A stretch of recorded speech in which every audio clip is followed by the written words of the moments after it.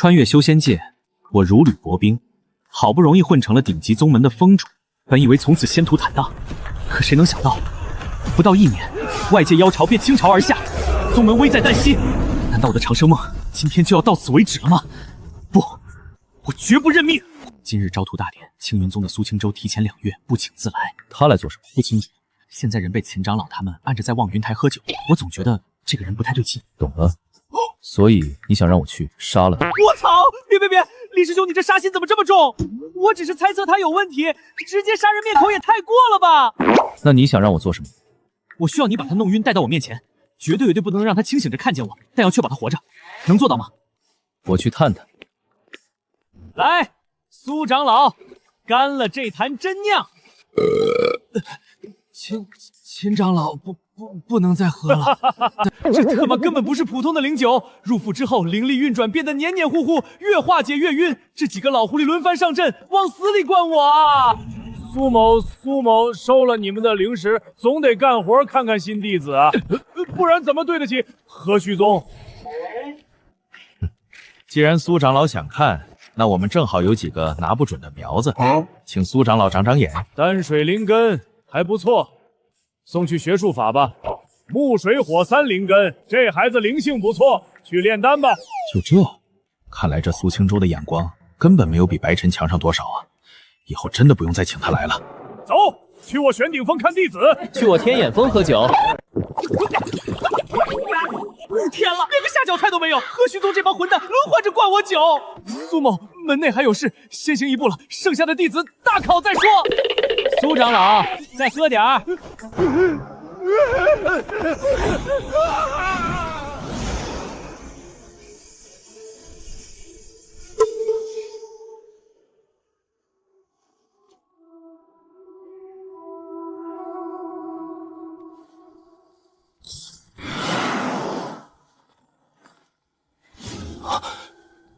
金丹后期的妖将，苏清舟竟然勾结妖族。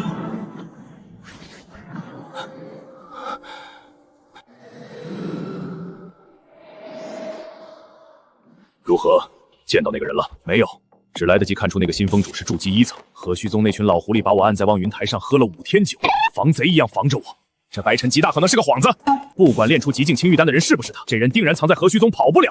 首领要的是准信，不是你的猜测。苏长老，这些年你从我们族拿走的法则碎片，你1条命可不够还。今天再给你1枚碎片，尽快查清那人是谁。查清后，首领会把剩余的碎片给你补全。日后你是想到我们那边飞升，还是留在这边，都随你。若再拿这种东西糊弄，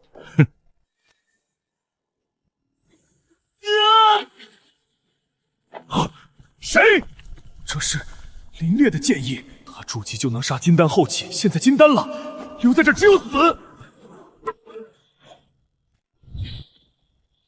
冷长老，林烈，你怎么在这儿？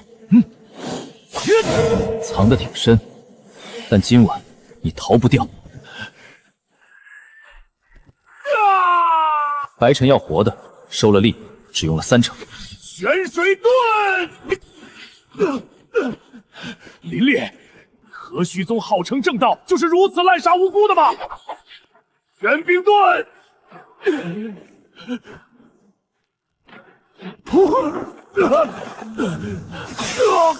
逃得倒挺快。你到底想怎么样？你想怎么样？想要我的命？行啊，给你，但你拿得动吗？闪灵！这不可能，他只是金丹初期。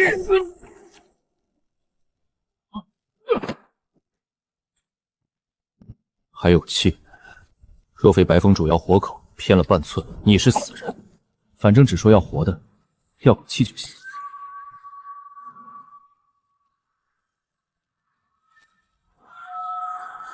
这到底是个什么东西？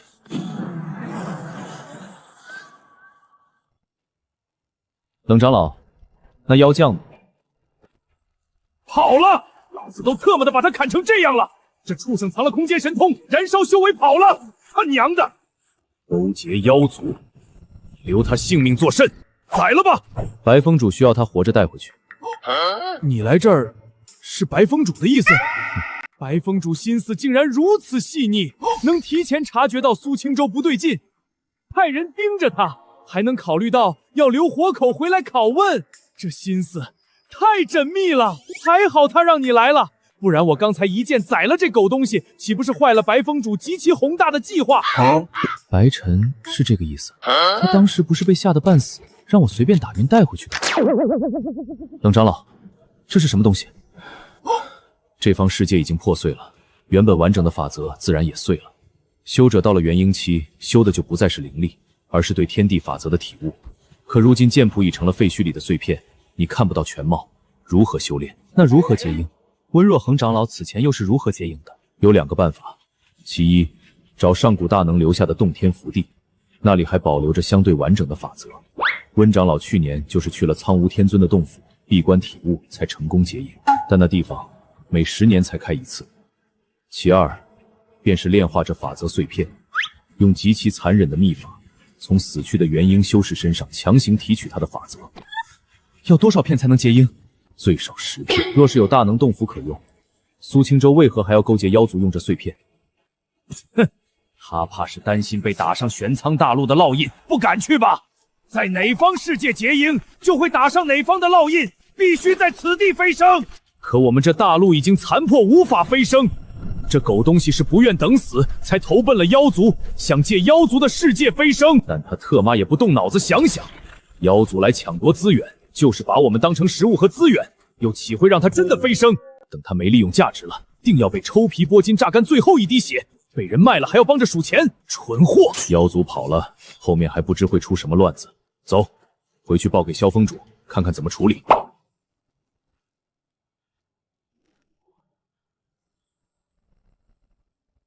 白风主，天书峰主殿议事，速来。出什么大事了？要去主殿？他们今天不按着苏青州喝酒了？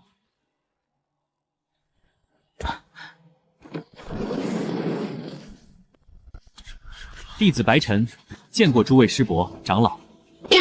啊，苏青州，他怎么被搞成这样了？林师兄，我特么让你把他弄晕带过来，你直接把他砍成这样，还带到了全宗高层面前，这大庭广众之下，你让我怎么摸他1分钟啊？系统查看苏青州属性，全是利己主义词条，果然是不靠谱的叛徒。不过这个橙色洞察就是透视眼的真相了，必须拿下。这人是谁啊？怎么伤得如此严重？快让我看看。目标苏青州洞察天赋，开启复制。就1分钟，各位大佬千万别打断我啊！此人便是那苏青州，已确认投靠妖族，死不足惜。白风主不用费力气救你。他是苏青州，伤得太重，我竟没看出来。萧峰主，既然他勾结妖族，就更不能让他轻易死了。他或许知晓妖族机密，活着比死了更有价值。白风主思虑周全，不过不用担心，我们已经用搜神法探查过他的记忆了，还留着他一口气，是因为林烈说你要他活着带回来，所以白风主之前也是因为怀疑他。是，师尊曾提醒过弟子，万事小心。我听闻这苏青州品性不端，这次又提前不请自来，这才想探查一下他的虚实。我们也是这般怀疑。搜神法极其凶险，受术者识海不可逆损伤，变成吃神。但这等叛徒用此法无可厚非。这就是他的记忆，里面有太多阿扎事，就不给你看了。复制成功，系统优化，预计耗时6个时辰。原来如此，那就随他去吧。各位，我们今天讨论的就是这事儿吗？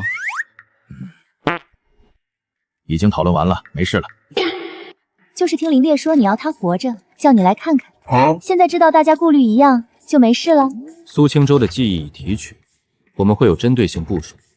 你最近千万别出宗门就好。我们喝完茶也回去了，白风主先回去休息吧。这帮家伙绝对有事瞒着我。算了，他们不会害我，不告诉我，肯定是因为我修为太低，帮不上忙。那白某便先行告辞了。这事真不同白风主说吗？同他讲了也解决不了根本问题，反而会让他分神担忧，与他修行不利。白晨虽然是武灵根，可这灵性实在太妖孽了，学什么都快得离谱。是，就听我讲了一堂阵法课，他当场就能极其丝滑的布个简单的聚灵阵。你那课他也去蹭了吧？去了。听完我还劝他五行偏颇与炼丹无异，结果他回去就把藏经阁那套大五行轮回剑阵弄走了，然后还跑到我面前把那5套天阶剑法丝滑的耍了一遍。他剑法修炼的如何？火候虽浅，但剑意已成。他才刚刚修炼啊！按照这个恐怖的进度，假以时日，他的剑法绝对不比林烈差，甚至修行进度可能比林烈更快。这等天才，若搁在上古灵气充沛之时，他这会儿说不定已经在冲刺元婴了。可惜生在如今这残破的世界，倒是耽搁了他。正因如此，才更该让他安心修行。外头那些脏事，我们几个处理便是。咱们能挡的事就先挡着，等他自己强起来，才有能力应对大变故。只是如此，怕还不够。妖族那边早晚会知道极境青玉丹是谁炼的。苏青州这一出事，妖族必然警觉。一旦他们查到白尘头上，一个能炼极境神药的丹修，绝对是他们首要铲除的目标。那依萧峰主的意思，我们应当如何？我怕单凭咱们几个在宗门护不住他，联系前线，让段魂渊那边派点高手回来。系统优化完成。平川，你进来。峰主有何吩咐？和以前一样啊，这系统优化优在哪儿了？系统查看属性。我操！词条说明书。以前全靠猜的盲盒，现在全给老子标明了效果，这优化太牛逼了！峰主，帮我把李家兄妹苏漾、范小黑他们全叫来。算了，你先去忙，我自己过去看。我操，目之所及皆可查询。以前要5米以内，现在只要视线能看到，都不用看清脸就能看穿对方的属性，这才叫开挂。以后再遇到苏青州那种老六，老子隔着800里就能防备他，爽！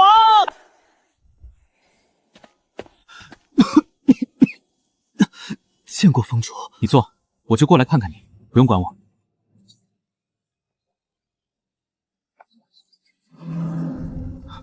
橙色的炼器神级天赋，却配了一个致命的黑色减寿词条。这分明是个炼器的绝世好料子，可惜被身体拖了后腿，命数不给力，真是天妒英才啊！苏阳，你在我这边2个月，感觉如何？回峰主，一切都好。你想不想去玄顶峰？峰主，是弟子哪里做的不好吗？并非如此，我是觉得你的天赋不在炼丹上。这段时日，你除了炼丹，有对其他什么更感兴趣的吗？弟子很想研究一些法器。那就对了，明日我送你去玄顶峰。在那边更有利于你的发展，努力修行，等你修为提升上去，身体或许就好了。多谢峰主指点。静下心修炼，速度提升80%，双生同心子，兄妹俩同做一件事，效率提升80%，和我的事半功倍配合，简直是印钞机，血赚！医毒同行兰，药性相融兰，这小子与其说是丹师，不如说是毒师啊，有点意思。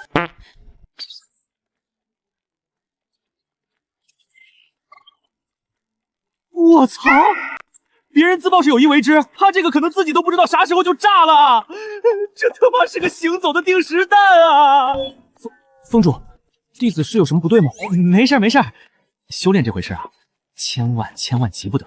我看你极有天赋，这就更要心静气平，一定要戒骄戒躁，记住了吗？峰主放心，弟子一定脚踏实地，绝不贪功冒进。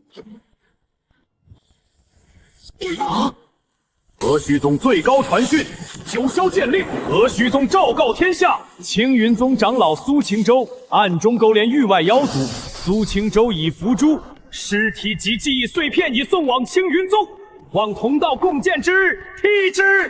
37个天骄被杀，其中3个还是我青云宗自己的弟子，他岂敢呐！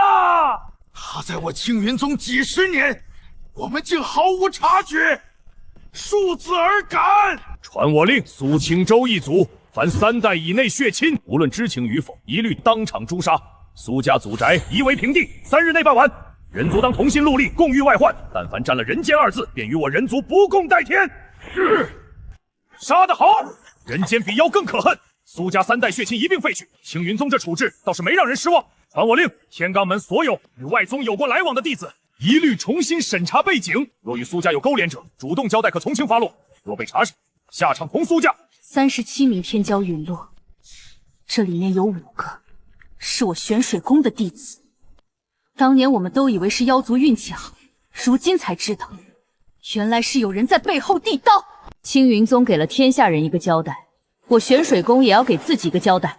从今日起，设立肃监司，专门清查内奸，任何人，包括我在内，皆可查，不能再给第2个苏青州可乘之机。是。呸！苏青州这种人就该挫骨扬灰。青云宗这次没手软，活该！卖祖求荣，他全家都该死。苏家还有人活下来？自然有，只是但凡有修为的都被废了，从此与凡人无异。这比杀了他们还难受。凡人怎么了？凡人不也能好好活着吗？哼，好好活着。苏青州那老小子仗着能看穿天赋，眼高于顶，不给足好处，不帮忙。他苏家的人更是张狂，抢灵矿、占洞府、欺压散修，什么缺德事没干过？这事儿我能作证。我表弟被抢了灵草，去苏家讨说法，门都没进就被打断了腿扔出来，还被指着鼻子骂。你一个散修也配进苏家的门？这也太欺负人了！以前有苏青州罩着，大家敢怒不敢言。现在青云宗把苏家当弃子扔了，全族废掉修为。你猜猜，那些被他们欺压了几十年的家族，那些被打断腿抢了机缘的散修会怎么做？这世道人间可恨，但人间的家人有些确实是无辜的。无辜？放他娘的屁！苏家几世同堂，住的是灵山宝地，吃的是灵米灵肉，那些灵石丹药哪来的？还不是贩卖人族情报换来的？拿好处的时候怎么不喊无辜？分灵石的时候怎么不喊无辜？可那些孩子总归是没得选。没得选？他们吃的穿的哪一样不是他爹娘给的？享了福就别想撇干净。这世上没有只享福不担债的事儿。苏青州害死了我们那么多天骄，他们是苍茫州的脊梁，就这么被他卖给妖族，死得不明不白。要我说，杀他3代血亲都便宜他了，削什么灵根就该全族尽灭，一个不留。只有这样才能告慰那些被害天骄的英灵。苏青州的事，随着苏家全族上下被处置，总算是告了一段落。而白晨还在继续忙着研究这些新弟子们奇奇怪怪的词条。我操！真实伤害反伤甲，而且还是个行走的高阶蛇妖诱捕器，这要是出宗门，绝对会引来万蛇狂舞啊！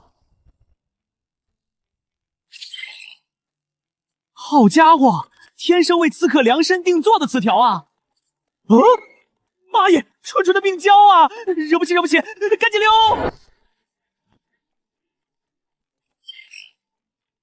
姐，这简直是杀人越货后甩锅的终极大宝贝啊！等老子布置了这词条，这修仙界能信的人就又少了一个了。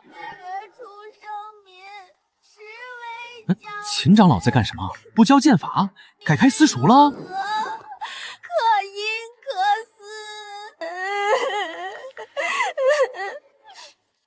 哟，白风主来了。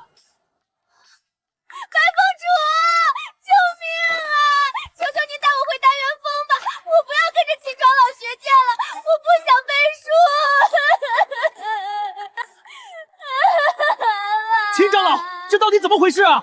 这孩子底子不错，就是心性还不够沉稳。我这是在给他打根基呢。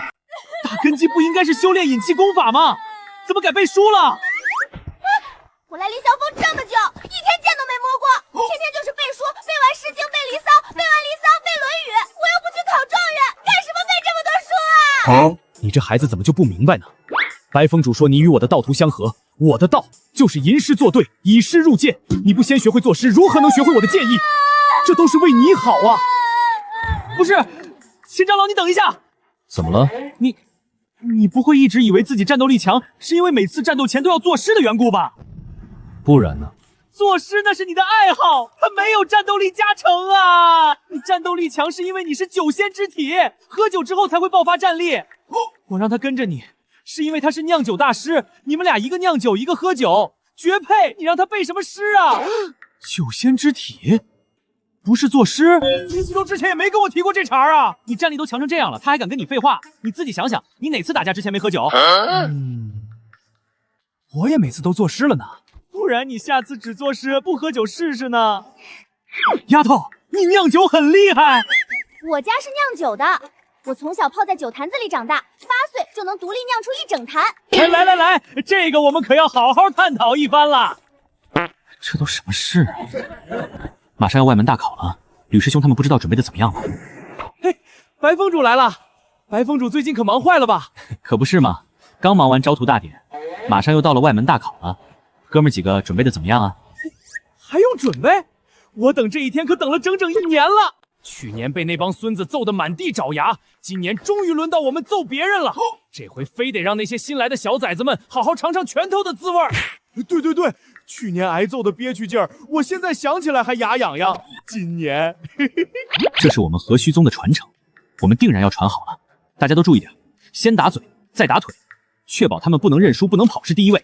那是自然。对了，吕师兄呢？怎么没见他？吕世通啊，他现在可了不得喽！他现在可是掌管咱们考评的神，他加入了执事堂，专门负责咱们外门弟子的考核工作。现在咱们见了他，都得恭恭敬敬叫一声吕师兄，然后赶紧回忆最近有没有偷懒翘课。考评？我们还需要考评？人品不行的扣分，好勇斗狠的扣分，不去上课的扣分，扣到上限直接清退出宗。我操！怪不得何须宗人心这么齐，原来是有极其恐怖的 KPI 考核啊！还好我当上封主不用考核了，不然就我1节课都不上的状态，早被踢出去了。陈哥，你还不知道你当初也被考核了的事儿吧？啊，我也被考核了？什么时候的事儿？不然你以为呢？封阳封主敢把单元封交给你，怎么可能不考察？你去讲学堂的分是1分没得，全被扣光了。不过你人品过关，团结同门，有突出表现，这可给你加了不少分呢。你怎么知道这么多？当然是吕师兄回来说的呀。这死狗仔，升职了都不忘八卦。哎，吕师兄回来了。咦，怎么看他好像有点发愁？这是遇到啥事儿了？这是怎么了？听说你进了执事堂，正应该春风得意，怎么这副表情？春风得意，我这都快愁死了。执事堂给了我一份清退核查名单，名单上那几个弟子考评扣分快到上限了，要是再有问题，就得直接卷铺盖走人。既然扣满了，肯定是人品堪忧，直接清退不就好？愁什么？要真是人品问题，我就不愁了。可名单里有个叫林慈音的师妹，她总是旷课，也不做任务，就算接了任务也完不成。执事堂问她原因，她居然说实在太困，睡过去了，而且连续2年每次都这么回答。关键是她天天睡觉，没时间修炼，可修为居然没落下，甚至比同期大部分弟子还快。执事堂觉得她没说实话，肯定有鬼，不能留。2年都在睡觉，修为还能长？这什么神仙睡觉法？教教我！你们说她会不会是在偷偷修炼什么邪门功法？在宗门练邪功，不想活了。而且我见过林师姐，觉得她不像是那种坏人啊。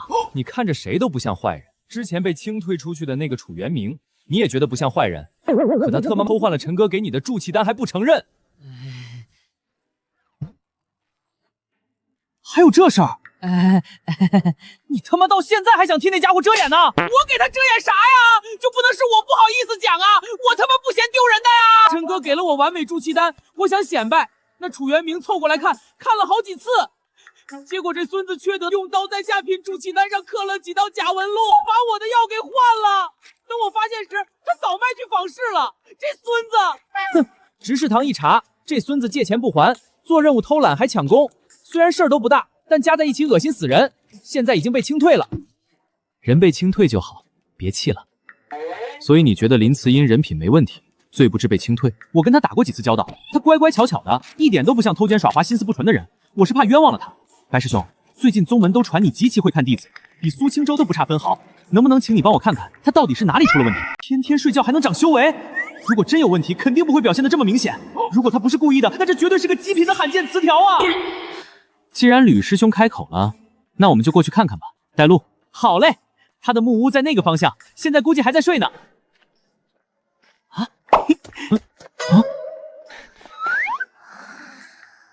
哇，这心也太大了吧！怎么在路边就睡着了？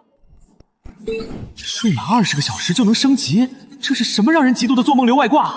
这丫头才炼气10层，肯定是因为经常被强迫起来上课做任务，睡眠被打断了。如果给她创造一个完美的睡觉环境，她的修为绝对像坐火箭一样，这也是个超级极品啊！林慈音，别睡了，快起来！对不起，我是要去任务堂的，求求吕师兄要记我这次扣分，我不想被赶出宗门，我保证我再也不睡觉了。我没说要扣你的分啊！哎，你别哭啊！放心，没人会赶你走，我会同执事堂说，以后免了你的所有考核。白风主，我真可以留下来吗？可以，但我有要求，你必须在2个月内筑基。这段时间你想怎么睡就怎么睡，不用上课也不用做任务，做得到就留下，做不到我可以，我绝对可以。拿着，全力去睡啊不，全力修炼吧。谢谢白风主。白风主，多亏有你，不然真把他赶出宗门，我肯定几年内都无法释怀。客气什么？正好我有个事麻烦吕师兄，我看中了几名弟子，想烦请吕师兄留意考察一下他们的心性品行，若根基无虞，筑基后我便收入门下。白风主开口哪有推辞的道理？这事我亲自查，保管查得清清楚楚。多谢。哟，白风主回来啦！我筑基丹早就交到丹库了，你咋还和我要？哦，不好意思，习惯了。那师姐就回去休息吧。我还没说事儿呢，你看这是什么？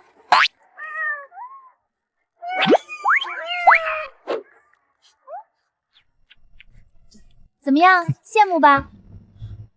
云峰主还真将雪容兽给你了，你到底干了什么啊？什么话？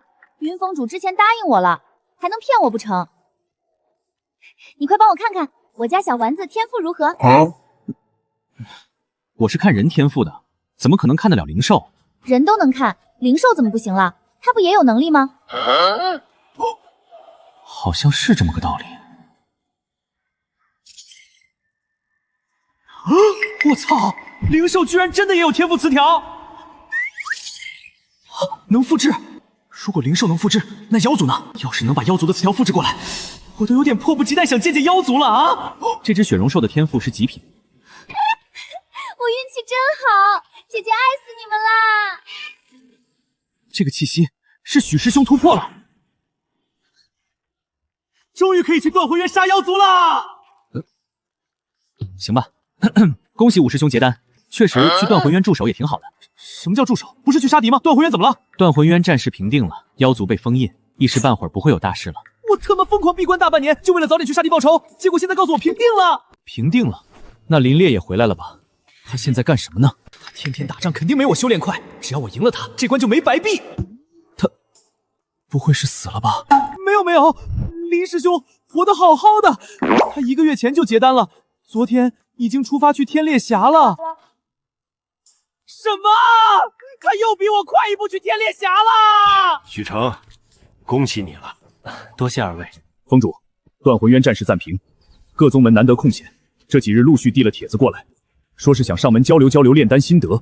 峰主您看要应下吗？青云宗、玄水宫、玄剑门几家大宗门一个不落，连平时不走动的万法宗都来了。这阵仗说是交流心得，谁都知道他们是想来看看何须宗那个能炼制极境青玉丹的天才到底是何方神圣。苏青州的事才过去没多久，各宗明面上表态杀得好，可谁知道暗地里还有没有第2个、第3个人见？这万一里头混了人呢？应了吧？各宗在断魂园都出了人流了血，现在想来交流心得，于情于理都不能推脱。那就让他们以为炼制极境青运丹的人是我好了。这他们会信吗？我当着他们的面把我的精血加入他们炼制的丹药中，提升品质。亲眼所见，还能不信？不可！我绝不同意，这样小师姐就变成了靶子，太危险了。药灵圣体精血入药的事一旦暴露，别说妖族，人族内部都会有人动歪心思。把你请去当客卿是客气的，最怕有人把你圈禁起来，日日取血，当成人形药饼。到那时你是人还是药都由不得自己了。我绝不同意。小师弟，你先别急，听我说。这是急不急的事吗？会炼极境青玉丹的是我，让你顶在前面算什么事？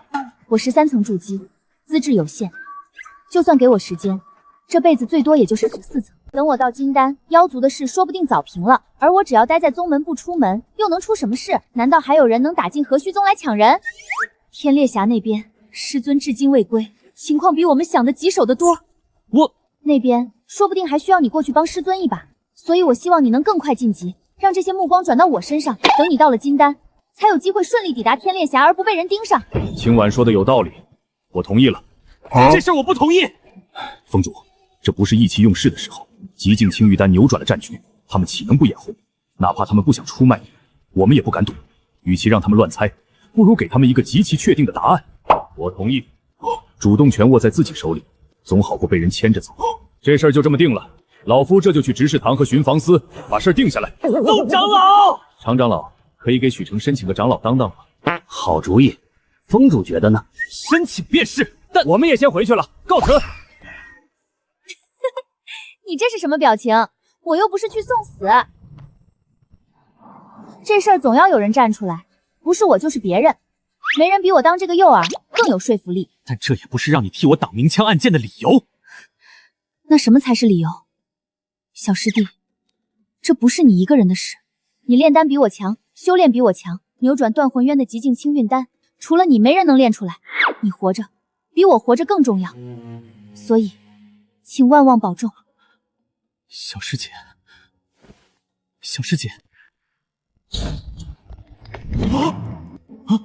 这俩人干嘛呢？互相拜堂呢？我操！我妹和林莲当时也这样。喂，你们俩不要在我屋里搞什么奇奇怪怪的事儿啊！回你们自己屋玩去。你师兄怕是修炼太久，脑子坏掉了，趁早治治吧。哎，怎么还骂人呢？你们俩刚刚像拜堂似的，我让你们回去玩，怎么了？五师兄，谣言止于智者，希望之后不会听到关于我和小师姐的谣言。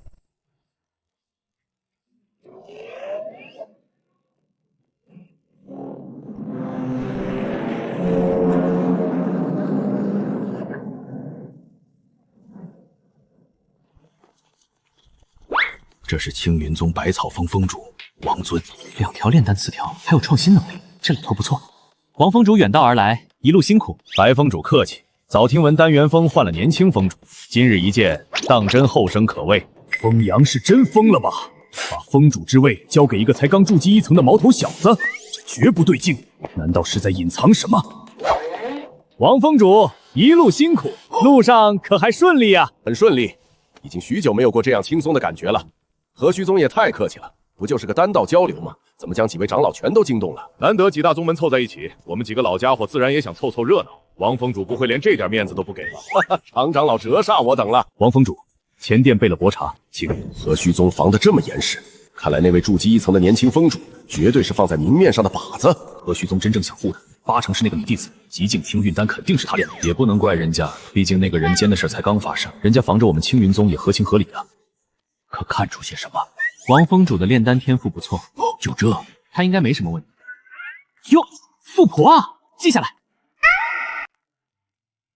好家伙，天生神力！木鱼折子，白峰主，听说你有灵宠，这盒碧灵芝能让灵兽血脉觉醒，送你了。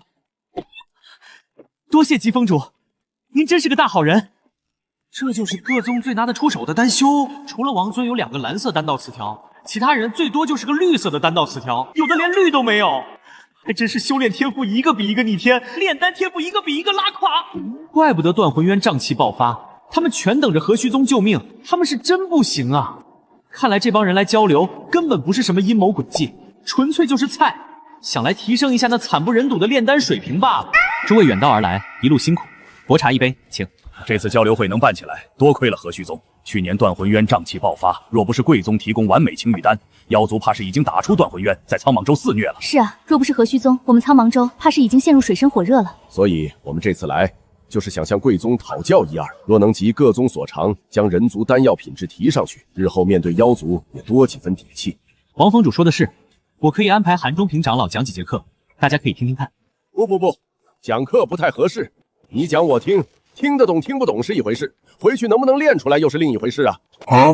不如这样，大家当场炼1炉丹药，互相看着学习，是不是更容易些？王峰主说的在理，炼丹这事纸上谈兵终是空谈，看10遍丹方不如亲手炼1炉。打铁还得自身硬，他们确实想提高炼丹水平，但也肯定想看看何须宗到底是谁炼出了极境青云丹。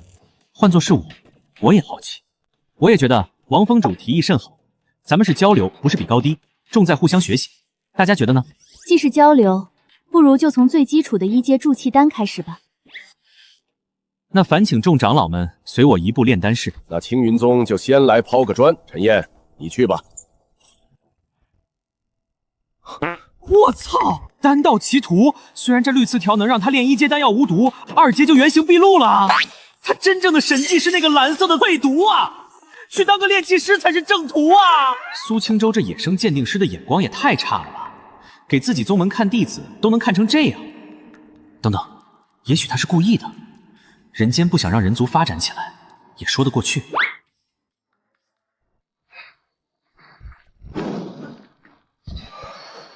很不错，能在筑基中期练出这个品相，青云宗丹道底子很深厚。你去吧。这姑娘有绿色的丹心出名，是正经走丹道的，肯定比陈燕强。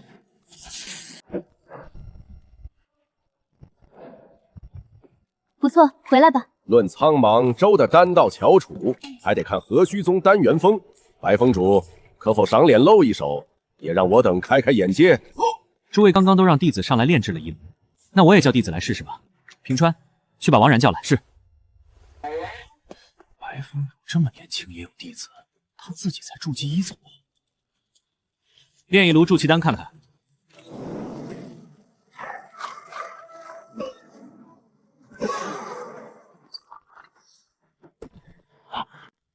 峰主，弟子没练好，没能练出满炉叶纹，让峰主失望。确实，控火最后那一下收得太急了，回去再练练。下去。听听这他妈说的是人言否？炼气10层，一炉上品加完美叶纹，还特妈跟峰主道歉说没练好。这要叫没练好，那我们那些连上品都出不了的筑基期弟子算什么？算他妈凑数的吗？何须宗这是在刻意的显摆啊！白峰主教导弟子果然有方，不知峰主可否让几位修为再低些的弟子出来试试，我等也好顺势多学些东西。我就不信了，这炼气后期的肯定是你们丹峰的底牌，其他低阶弟子也能这么牛逼？平川，去叫李家兄妹。是。拜见峰主。这俩看着像见习我，而且才炼气5层，王峰主让找低阶的，也没必要找这么低的吧？各自炼制一炉筑气丹看看。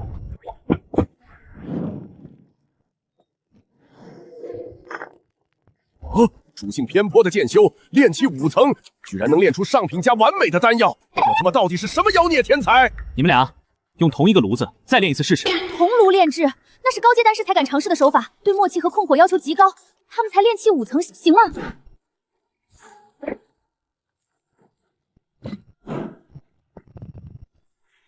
满炉叶纹，他们才炼气5层啊！我他妈筑基中期都练不出这个品相。何须宗，恐怖如斯啊！你们是何时入的何须宗？跟随何人修习的丹术？去年12月入宗，跟随峰主修习丹术。这请示的动作绝不会错，但白晨修为不过筑基1层，他怎么可能教出这样的徒弟？不，肯定不对。极境清运丹绝对不是他练的，他就是个摆在明面上的幌子。真正的丹道高手一定藏在丹峰深处。1阶筑气丹到底还是简单了些，看不出真本事。不如我们试试2阶丹药如何？比如筑基丹。王峰主，筑基丹极难炼制，火候药性都不是筑基期能轻易拿捏的，在这边当众炼制，是不是有些不妥？季峰主此言差矣，正因不易，才更要练。筑基丹是人族修士的根基，咱们人族能撑到现在，靠的是下面一层一层顶上来的修士。今天咱们聚在这儿，既然要交流学习，那就从最要紧的学起。这难练的筑基丹到底该怎么练，还要劳烦白峰主了。是啊，何须宗丹道冠绝苍茫州，白峰主就别谦虚了，让我们开开眼界吧。他居然在看那个女弟子的眼色。何须宗这是在搞什么名堂？既然诸位盛情难却，白某就献个丑，只是我手里没材料，还需准备。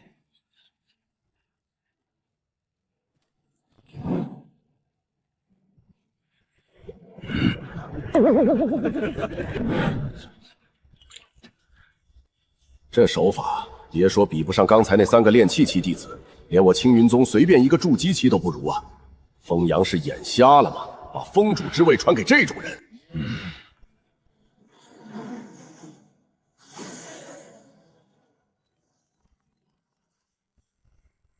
完美筑基丹，怎么可能？刚才明明还是下品的感觉，怎么瞬间变完美了？白峰主，可否容王某近前一观？当然。筑基丹的药香我再熟悉不过，可这颗丹药里居然多了一丝极淡的别样的气息。这气息是他的，不会错。筑基丹的材料我一清二楚，根本没有哪一味药需要用瓷瓶来装。那瓶子里装的东西绝对是完美成丹的关键。而这些材料是那个女弟子给他的。成了，拯救苍茫州的是一个黄毛丫头。苏青州的事让我们青云宗声望一落千丈。我这次牵头办交流会，就是为了挽回声誉。我得让各宗看看，我青云宗也有对人族有利的东西。苏青州是叛徒，但我青云宗不是。刚白风主露了一手，那王某也便献个丑。灵验草、宁远果、赤血参，王峰主也要炼制筑基丹。可是王峰主拿出来的玉髓玄参年份一看就不够啊，也就10几年的吧，年份不够根本出不了筑基丹啊，这不是常识吗？对呀，旁边的金线藤也不是筑基丹的材料啊。王峰主到底要炼什么？宋长老，可看出王峰主炼的是什么丹？看着像是筑基丹，可这投药顺序、手法还有药材都与寻常筑基丹大不相同。老夫也拿不准他究竟在炼什么。我懂了，他炼的真的是筑基丹。玉髓玄参年份不够，但他用了金线藤去替代和弥补不足的药性，他重新设计了整个丹方的架构和炼制方式。如果是这样，那这个新配方简直可以说是颠覆修仙界的创举啊！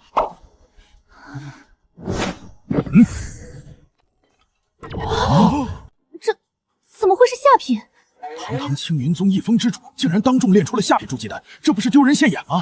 这图什么呀？王峰主，你改良了筑基丹的丹方？是，这可是传承了数千年的丹方，还从没人动过。筑基丹必须用100年以上的玉髓玄参，我将它改成了10年份的，并用紫灵芝、金线藤等4味常见药材补全药性。改良是好事，就算只是下品也无妨啊。王峰主为何如此为难？替代品药效差距甚大，想要凝丹，极挑手法，炼制难度不低。到现在，青云宗也只有我一人能炼制出来。但即便如此，这丹方也极具价值。各位，一颗下品筑基丹要5万贡献值，还换不到。宗门那点库存只够给天才，现在不一样了。这些药材各宗药谱里都有，炼制手法虽难，但在座诸位峰主定能学会。只要多炼几炉，我们苍莽州的筑基期弟子就不至于青黄不接了。王峰主，你这意思是要把丹方公之于众？这是我改良的丹方，王某愿无偿贡献给各宗。苏青州那个叛徒10年害死了37个天骄，谁知道这丹方里有没有暗坑？青云宗不可信。我能怪谁？只能怪我青云宗御下不严，出了苏青州这么个狗东西。王峰主，丹方我可以看下吗？当然可以。白峰主请。所有人都防着我，只有白峰主替我解了围。他这人是真的仁义啊，这情我记一辈子。王峰主，材料可还有多余的？有是有，可白峰主才筑基1层，这手法极难，这请。王峰主都说极难，白峰主才筑基1层，居然当众尝试，他这纯粹是为了给王峰主解围啊！白峰主高义仁义无双啊！我操，这架势不会炸炉吧？操作再难又怎样？老子有100%成丹的外挂兜底，闭着眼都能出货。王峰主不是说很难吗？白峰主一个筑基1层的手法这么生疏都能成丹，说明这丹方一点都不难嘛！王峰主，快把丹方给我拓印一份！我也要！筑基1层就能炼出改良丹方，这放在外面的幌子也是个绝世天才。何须宗到底都是些什么怪物啊？还是说极境青运丹根本就是这位新峰主炼的？王峰主这丹方改良的极好，普通草药替代玉髓玄参，往后天赋稍差的弟子也有望筑基，这对整个人族来说是桩天大的幸事。王峰主，方才是我们以小人之心夺君子之腹了，这丹方玄水宫收下了，多谢。白峰主，多谢。王峰主言重了，丹方造福人族，该谢的是您才是。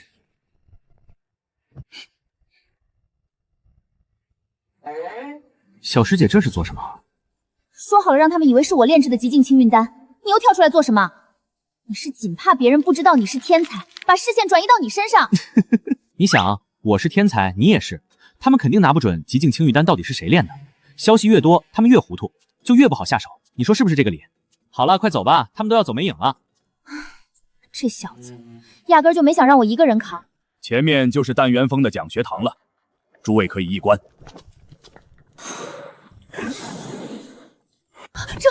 这是筑气丹，成色虽然参差不齐，但100来个人居然没有一炉废丹。白峰主，贵宗弟子是天赋都如此强悍，还是有什么秘诀？其实我们峰主也可以看出弟子的天赋，虽然没苏青州那么清楚，但也相差不大。什么？白峰主也能看天赋？白峰主，请您看弟子需要多少灵石，您开个价。对，开个价。我们也马上就要招徒了，多少灵石都可以谈。大家都是苍莽州修士，提什么灵石不灵石的就见外了。看一眼的事儿不费什么功夫，大家互通有无就好。不过有件事儿得先说清楚，白某绝不上门替人看天赋。各位若是有意，还请带着弟子过来，白某帮忙看看还是可以的。白峰主说的是，您是丹峰峰主，哪能天天在外面跑？我们带弟子过来是应该的。白峰主能看人天赋确实难得，但我观方才这些弟子似乎并非都在丹道上是天资卓绝之辈。我观这里有些人甚至满身锋锐之气，属性偏激的厉害。这些放在别的宗门都是往剑道术法培养的苗子，哪有往丹道里塞的？正常丹修为了保证丹药品质，修的必须是无属性功法，可他们浑身上下都不是正常丹修该有的状态，居然全都成丹了。这里头可有什么说法？白风主能否指点一二？还真是，这特么根本不符合炼丹常识啊！王峰主好眼力，确实，这些弟子并不都是在丹道上有天赋的人，有几个甚至是从别峰跑来蹭课的。别峰的弟子来丹元峰蹭课，还能跨峰听课，还他妈全都练成丹了！在下不才，前些日子闲着无事，研究了一下筑气丹，发现炼丹不能一概而论，金灵根有金灵根的练法，火灵根有火灵根的练法，五行偏颇各有应对。我将各种应对方式全部研究出来，因材施教，自然事半功倍，不值一提，不值一提。研究出按灵根属性分别炼制的方法，让其他道途的弟子都能炼丹。你他妈管这叫闲着无事不值一提？谦虚太过，可就是装叉了啊！这小人得志的模样，极境清运丹绝对不可能是他炼的。何须宗这挡箭牌演得太浮夸了。白峰主，您这筑气丹的炼制法子实在是妙，不知这法子可否售卖？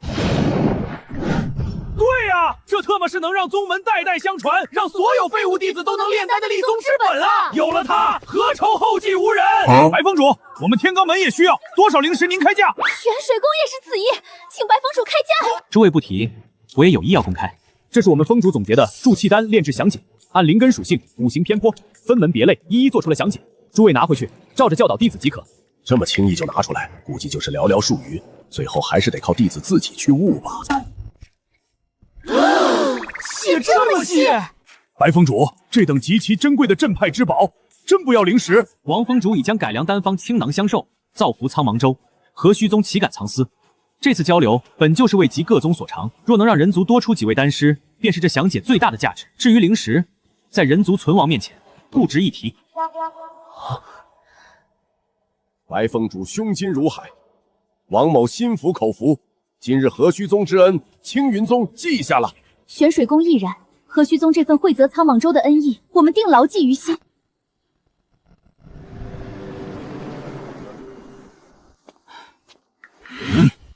胡闹！啊，萧峰主这是何意啊？还装不懂？我们说好的让青婉替你站在前面，你为何要打乱计划？那张改良筑基丹的丹方，金丹期的峰主都练得磕磕绊绊，你一个筑基1层当众练出来，是真不怕被人盯上送死吗？还有你也是惯着他。他说要展现看天赋的能力，你就陪着他一起演，就不怕他被人盯得更紧？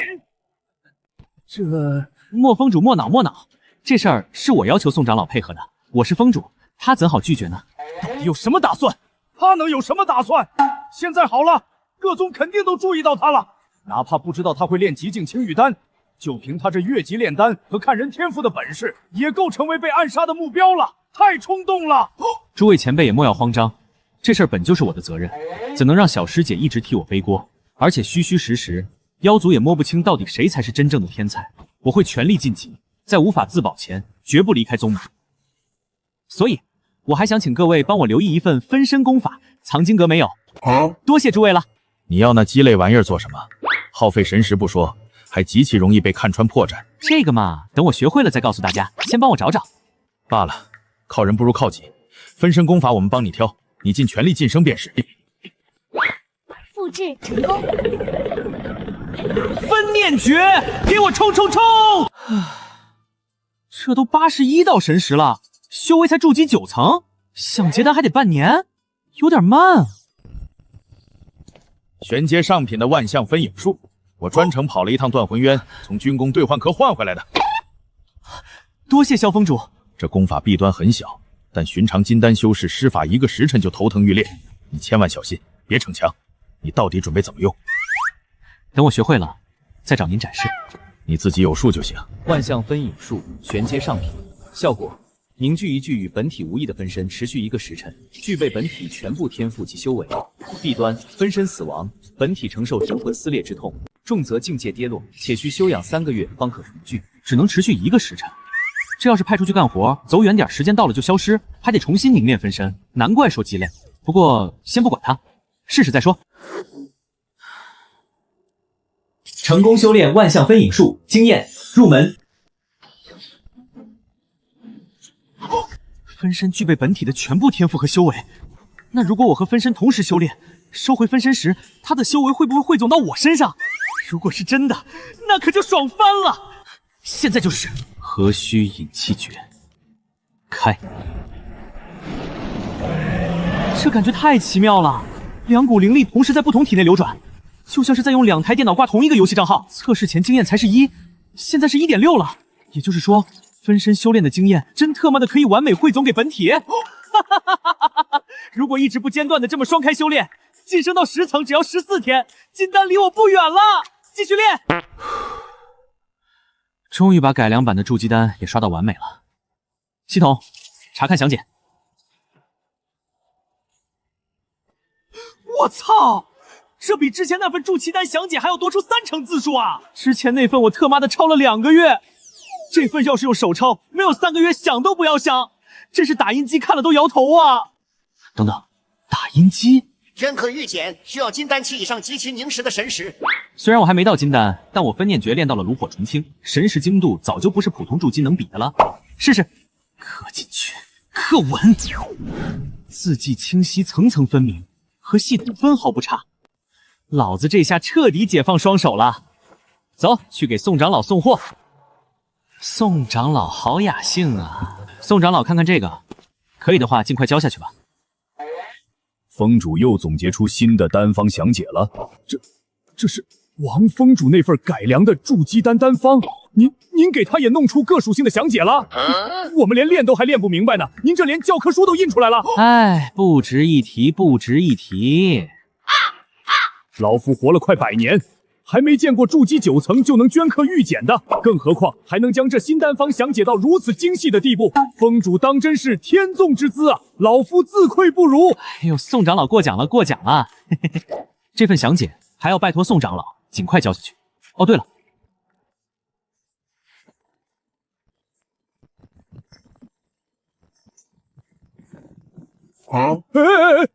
封主，这都是什么丹啊？哦，都是完美筑基丹。这段时间为了写详解，随手练了不少。不仅是绝世天才，还能为了宗门如此拼命，人族得白尘，大幸啊！多谢宋长老了。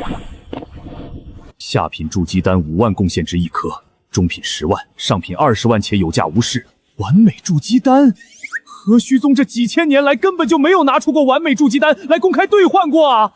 这他妈到底该定多少贡献值合适啊？金宝，方便吗？陈哥，你怎么来了？快进来！哎呦，半个月没见，你这又撞了一圈啊！炼气12层了，离筑基不远了，不错。陈哥，我都想我娘做的桂花糕了。你家这个月没给你送？送了呀，不过当天就吃完了。唉，来，这个给你。这是什么？完美筑基丹。完美筑基丹，这10颗都给我吗？有备无患嘛。陈哥，这些不会也是完美筑基丹吧？这些是带给陈叔的，让他帮我处理了，尽量多换些5行精华回来，有多少换多少。未来完美筑基丹肯定会大批量流入市场，到时筑基的人一多，5行精华必然涨价甚至断货。趁现在用完美筑基丹把市面上的精华全扫空，囤货。好，我这就去找我爹。爹，哎呦，金宝回来了，怎么又瘦了？快回家找你娘拿桂花糕。对了爹，我还有正事儿。你什么时候去学炼丹了？这些都是陈哥让我带给你处理的。白风主不是让人送过丹药了吗？怎么还让你特意跑一趟？这些丹药很金贵。全是完美筑基丹，一共500枚。你说什么丹？多少？完美筑基丹500枚啊！